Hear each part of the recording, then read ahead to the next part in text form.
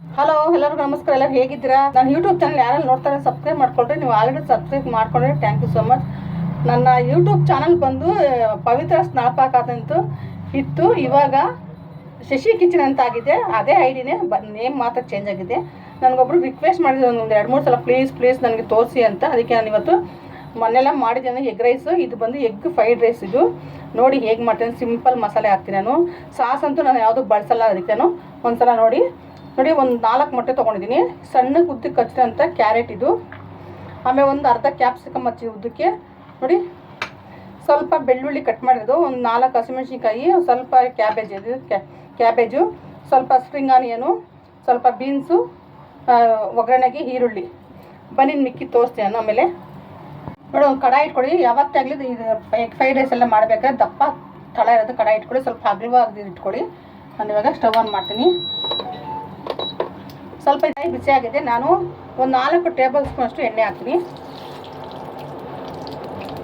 ಇದು ಕಟ್ ಮಾಡೋಂಥ ಹಸಿಮೆಣ್ಸಿನ್ಕಾಯಿ ನೋಡಿ. ನೀವು ಶುಂಠಿ ಬೇಕಾದ್ರೆ ಹಾಕೊಳ್ಳಿ, ಶುಂಠಿ ಹಾಕೊಳ್ಳಿಲ್ಲ. ಸ್ವಲ್ಪ ಚಿಕ್ಕ ಕಟ್ ಮಾಡೋಂಥ ಬೆಳ್ಳುಳ್ಳಿ,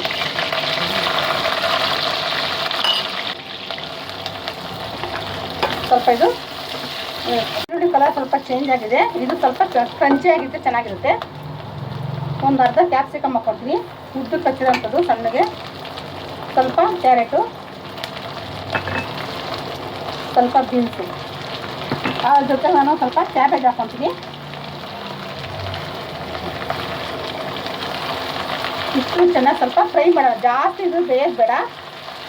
ರುಚಿಗೆ ತಕ್ಕಷ್ಟು ಉಪ್ಪು ಹಾಕ್ತೀನಿ.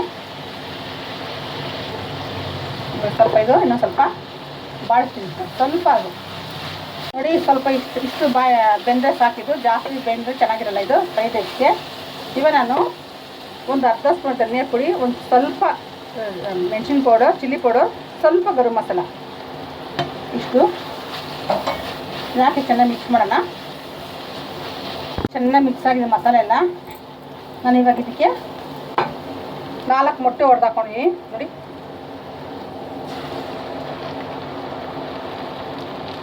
ಇವಾಗ ಚೆನ್ನಾಗಿದೆನ ಕಲಸೋಣ. ತಳ ಹಿಡಿಬಾರ್ದು, ಅದಕ್ಕೋಸ್ಕರ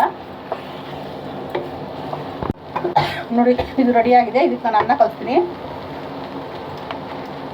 ನೋಡಿ. ನಾನು ಮುಂಚೆನೇ ಮಾಡಿ ಇಟ್ಕೊಂಡಿದ್ದೀನಿ. ರೈಸು ಬಿಡಿ ಬಿಡಿಯಾಗಿರಬೇಕು. ಸ್ವಲ್ಪ ಅದು ಆದಮೇಲೆ ತಣ್ಣಗಾಗಬೇಕು ಅನ್ನ. ಸ್ವಲ್ಪ ಬಿಸಿ ಅನ್ನ ಹಾಕಿದ್ರೆ ಸ್ವಲ್ಪ ಅದು ಮುದ್ದೆ ಆಗ್ಬಿಡುತ್ತೆ. ಎಗ್ ಫ್ರೈಡ್ ರೈಸು ನೀವು ಚಿಕನ್ ಕೂಡ ಹಾಕೋಬೋದು, ತುಂಬಾ ಚೆನ್ನಾಗಿ ಚಿಕನ್ ಹಾಕೋದು ಕೂಡ.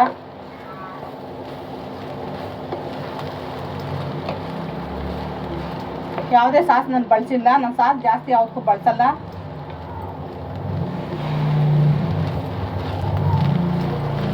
ಇವಾಗ ಇದಕ್ಕೆ ನಾನು ಸ್ವಲ್ಪ ಸ್ಪ್ರಿಂಗ್ ಆನಿಯನ್ ಹಾಕ್ಕೊಳ್ತೀನಿ.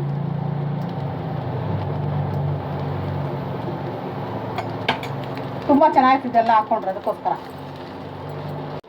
ನೋಡಿ. ಲಾಸ್ಟ್ ನಾನು ಒಂದು ಸ್ವಲ್ಪ ಪೆಪ್ಪರು, ಮೆಣಸು ಪೌಡ್ರ್ ಹಾಕ್ತೀನಿ. ಜಾಸ್ತಿ ಹಾಕೋದು ಬೇಡ. ಇವಾಗ ಇದನ್ನು ಚೆನ್ನಾಗೆಲ್ಲ ಮಿಕ್ಸ್ ಮಾಡೋಣ. ಮೊಟ್ಟೆಗೆ ನಾವು ಮೊಟ್ಟೆದು ಏನೇ ಮಾಡಿದ್ರು ನಾವು ಮೆಣಸು ಪೌಡ್ರ್ ಹಾಕಲೇಬೇಕು, ಪೆಪ್ಪರು. ಆವಾಗಲೇ ಅದು ಟೇಸ್ಟ್ ಬರೋದು. ಇದು ರೆಡಿ ಆಯಿತು. ಎಗ್ ಫ್ರೈಡ್ ರೈಸ್ ರೆಡಿ ಆಯಿತು ನೋಡಿ. ನೋಡ್ರಲ್ಲ, ಯಾವುದೇ ಸಾಸ್ ಬಳಸ್ತಾರೆ. ನಾನು ಎಗ್ ಫ್ರೈಡ್ ರೈಸ್ ಮಾಡಿದ್ದೀನಿ, ತುಂಬಾ ಚೆನ್ನಾಗಿದೆ ನೋಡಿ. ಒಂದ್ಸಲ ಈ ಥರ ಟ್ರೈ ಮಾಡಿ ನೀವು. ಸಿಂಪಲ್ಲಾಗಿ ಅನ್ನ ಮಾಡಿ ಇಟ್ಕೊಬಿಟ್ಟು ನಾವು ಒಂದು 10-15 ನಿಮಿಷಕ್ಕೆಲ್ಲ ನಮಗೆ ಎಗ್ ಫ್ರೈಡ್ ರೈಸ್. ನೀವು ಬೇಕಾದ್ರೆ ಚಿಕನ್ ಕೂಡ ಹಾಕ್ಕೊಬೋದು ಆರಾಮಾಗಿ. ಚಿಕನ್ ತಿನ್ನೋರು ಕೂಡ ಹಾಕ್ಕೊಬೋದು. ನಾನು ಚಿಕನ್ ಹಾಕಿಲ್ಲ, ನಾವು ತಿಂತೀವಿ ಚಿಕನು. ನಾನು ಹಾಕಿಲ್ಲ ಚಿಕನ್. ಇವಾಗ ನೋಡಿ ಎಷ್ಟು ಕಲರ್ ಇದೆ ಅಂತ. ಒಂದ್ಸಲ ನೀವು ಈ ಥರ ಮಾಡ್ಕೊಂಡ್ರೆ ಮನೇಲಿ ನಿಮಗೆ ಹೋಟ್ಲದ್ದು ಹೋಗಿ ತಿನ್ಬೇಕು ಅನ್ಸೋದೆಲ್ಲ. ತುಂಬಾ ಸಿಂಪಲ್ಲು. ತರಕಾರಿ ಒಂದು ಕಟ್ ಮಾಡಿ ಇಟ್ಕೊಬಿಟ್ರೆ ಸಾಕು, ನಮಗೆ ಈಸಿ ಆಗುತ್ತೆ. ಅದ್ರ ಜೊತೆಗೆ ಸಾಸ್ ಜೊತೆಗಿಂತ ಸಾಸ್ ತಿಂತಾರೆ, ತುಂಬಾ ರುಚಿಯಾಗಿರುತ್ತೆ. ಒಂದ್ಸಲ ನೀವು ಇದೇ ಥರ ಮಾಡ್ಕೊತೀನಿ. ಲಾಸ್ಟ್ವರೆಗೂ ನೋಡಿ. ಚೆನ್ನಾಗಿದೆ. ನನಗೆ ತಿಂದು ಚೆನ್ನಾಗಿದೆ ಕಮೆಂಟ್ಸ್ ಹಾಕಿ. ನನಗೊಬ್ಬರು ಕೇಳಿದಿಲ್ಲ ಅಂತ ನಾನು ಅವ್ರಿಗೋಸ್ಕರ ಮಾಡಿದ್ದೀನಿ. ಪ್ಲೀಸ್ ಅಂತ ಇರಲ್ಲ ಅವ್ರಿಗೋಸ್ಕರ. ಅದಕ್ಕೋಸ್ಕರ ಎಗ್ ಫ್ರೈಡ್ ರೈಸ್ ರೆಡಿ ಆಯಿತು. ಓಕೆ, ಬಾಯ್.